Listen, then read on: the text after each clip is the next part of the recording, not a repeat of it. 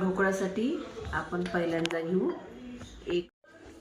एक वाटी रवा घेतला आपण आणि एका वाटीला थोडंसं कमी दही घेतलं. एक वाटीच दही पाहिजे होतं आपल्याला, कारण की एक वाटी रवा आणि एक वाटी दही घेतलं ना तर छान होते.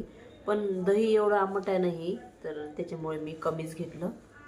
तर दही जर आंबट असलं ना तर कमी घेतलं तर चालते ताईंनो.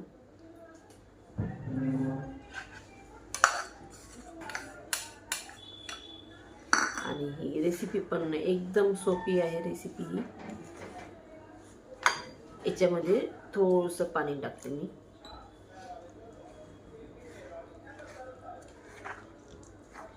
आणि चवीपुरतं थोडंसं मीठ पण टाकून देते.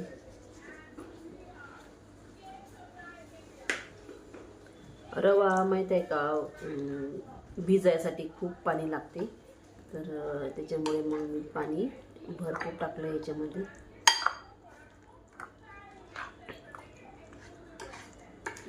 आता हे चांगलं पूर्ण दही आणि रवा एकजीव करते आणि थोडा वेळ असंच भिजत ठेवेल मी 10-15 मिनिटं.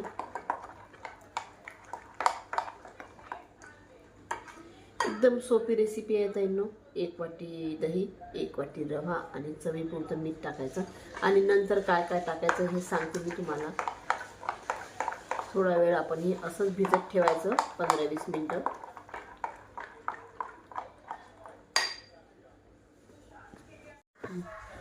हे बघा, हे पूर्ण एकजीव केलं ताईंनो मी. आता हे 15-20 मिनिट हे असंच ठेवते. याच्यावर झाकण ठेवून देते हे आणि नंतर दाखवते तुम्हाला.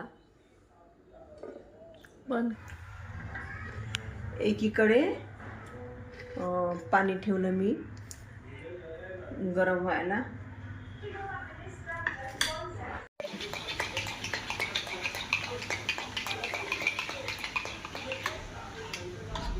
वीस मिनटं झाले ताईंनो. 20 मिनटं झाल्यानंतर मग परत फेटून घेतलं मी छान.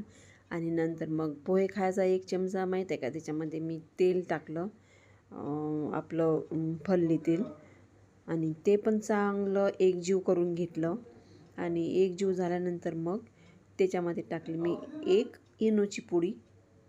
आणि इनोची पुडी टाकल्यावर माहीत आहे काय, थोडंसं पाणी टाकायचं त्याच्यामध्ये आणि थोडंसं पाणी टाकलं मी आणि ते पण परत एकजीव केलं. आणि हे इनो वगैरे आहे ना ताईनो, जेव्हा आपण गॅसवर ठेवतो ना हे, तर तेव्हाच टाकायचं इनो. तर आता पूर्ण हे पण एकजीव झालं आणि आपली कढई पण गॅसवर आहे, पाणी पण गरम झालेलं आहे. हा डबा घेतला मी आणि या डब्याला तेल पण लावलं मी. तेल लावून सगळं ओतलं मी या डब्यामध्ये.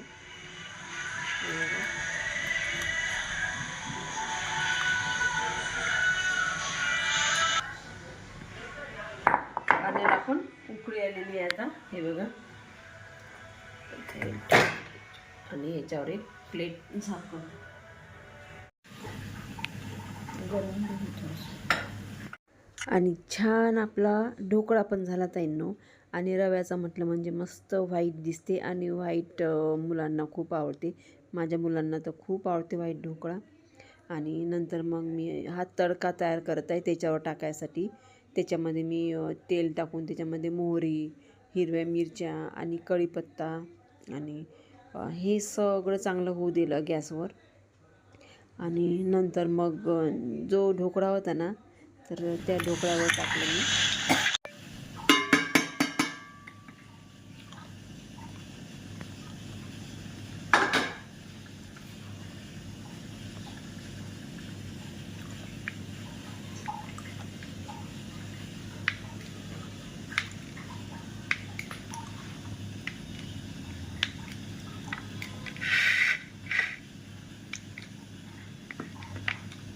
जमलं आहे ना, पण छान छान.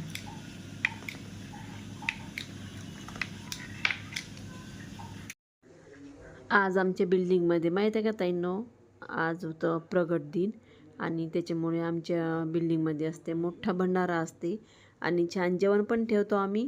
तर त्याच्यामुळे मग सकाळी ढोकळाच केला होता, थोडंसं हलकं फुलकं खाल्लं, कारण की संध्याकाळी हेवी जेवण करायचं होतं आम्हाला. तर त्याच्यामुळे मग मुलांसाठी आणि आम्हाला पण ढोकळाच केला होता. आणि माझा ढोकळा पाहू शकता किती स्पंज पण आला आणि किती छान दिसत आहे ढोकळा, पाहू शकता तुम्ही. तर आत्ता आली ताईंनो मी खाली, आणि कारण की भंडारा होता त्याच्यामुळे मग दुपारीच खाली आली पाहायसाठी काय चालू आहे काय नाही. कारण की सगळ्यांचंच काम आहे की कोणताही भंडारा असो काही असो देखरेख करणं, लक्ष ठेवणं. आम्ही सगळे मिळून हे काम पार पाडत असतो, म्हणजे स्वतःची जबाबदारी म्हणून. तर रांगोळी पण झालेली आणि सगळं छान झालं.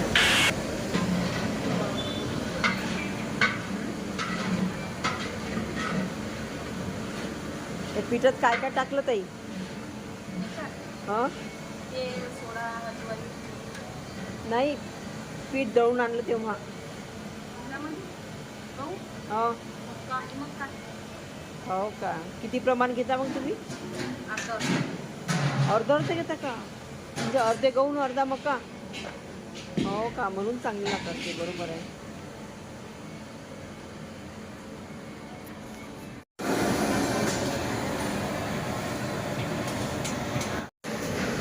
नाही मी येते ना.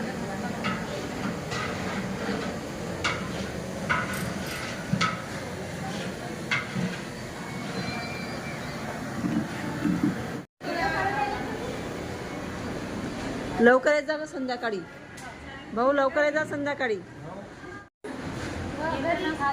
कुठून आले?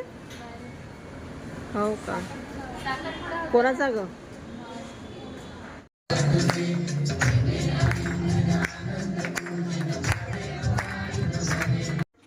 आणि ही वेळ आहे ताईंनो संध्याकाळची आरती चालू आहे आणि पाहू शकता तुम्ही.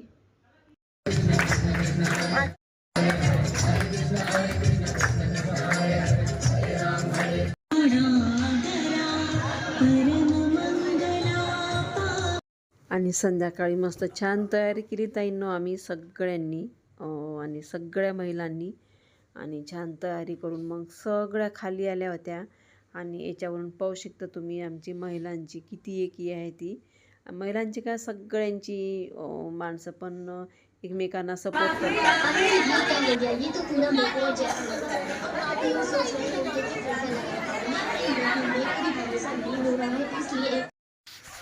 आणि भंडाऱ्याचा स्वयंपाक पण पूर्ण झाला होता ताईंनो. आणि गजानन महाराजला नैवेद्य पण दाखवलं. आणि गजानन महाराजचं पाहू शकता तुम्ही, फेटा वगैरे, शाल, आणि इतकी छान मूर्ती दिसत, एकदम आकर्षक मूर्ती दिसत होती ताईंनो.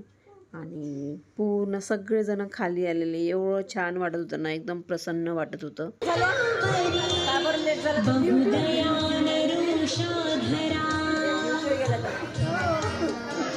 दर्शन घ्यायला मग आता सारखं तुम्ही दिसलं पाहिजे ना.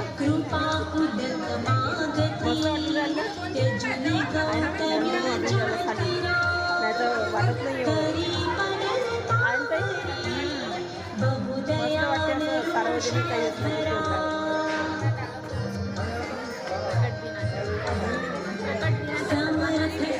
हार्दिक शुभेच्छा सगळ्यांना प्रगट दिनाच्या. आणि हे आहेत ताईंनो आमच्या सोसायटीचे अध्यक्ष, आणि ह्या आहेत ताई, पाहू शकता तुम्ही.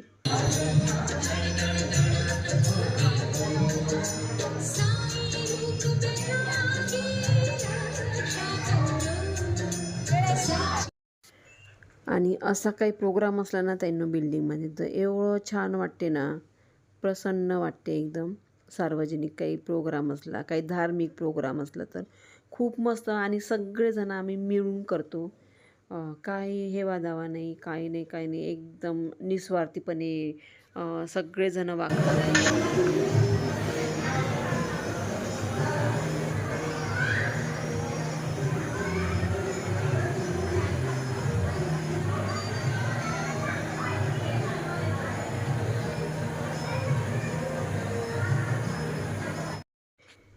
एकीकडे बिट्ट्या पण तळत आहेत ताईंनो, आणि वरण पण झालेलं आहे, आपण पाहू शकता किती छान दिसत आहे.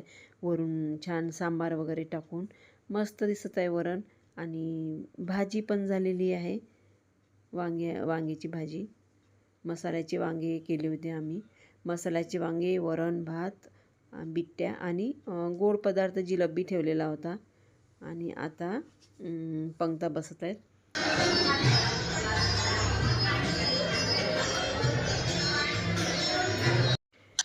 आणि आमच्या बिल्डिंगमधलं वातावरण पाहू शकता ताईंनो तुम्ही. छान जेवायला बसलेले आहेत बरेचसे लोक. आणि हा बघा अगस्त पण आला होता जेवायला छान. आणि लहान असा काही भंडारा असला ना ताईंनो तर लहान मुलं पण आवर्जून येतात, जेवतात आणि त्यांना खूप मजा वाटते. मस्त पंक्तीत बसतात.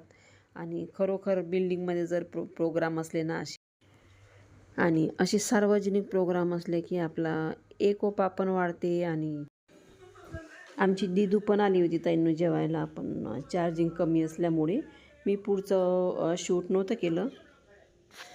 पूजाताई आणि पंकजदादा पण आले होते आमच्या प्रकट दिनाच्या भंडाऱ्यानिमित्त. आणि त्यांनी पण खरोखर आमच्या विनंतीला मान देऊन ते वेळातला वेळ काढून आले. त्याच्याबद्दल पण त्यांचे खूप खूप धन्यवाद. आणि आम्हाला खूप छान वाटले ते दोघं आले तर.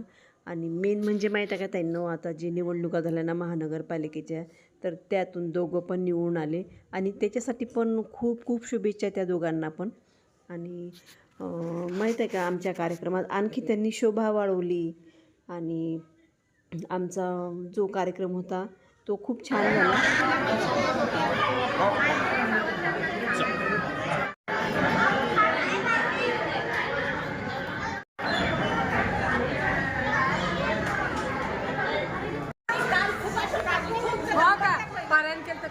तुमचा नंबरच नाही का? खरंच नंबर द्या तुमचा. व्हिडिओ टाकते भांडून राहिला म्हणून.